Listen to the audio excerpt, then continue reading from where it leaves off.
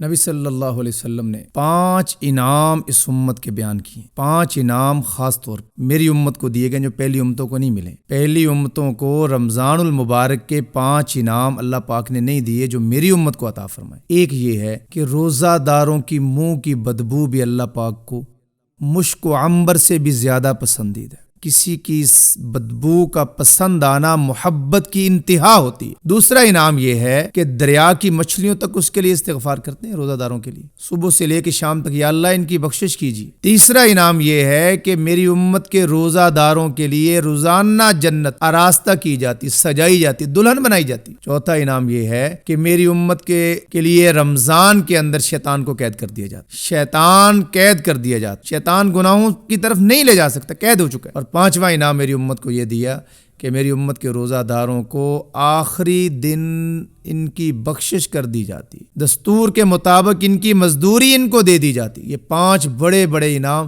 رمضان کی برکت سے, روزے کی برکت سے امت محمدیہ کو حضرت محمد صلی اللہ علیہ وسلم کے طفیل ملے.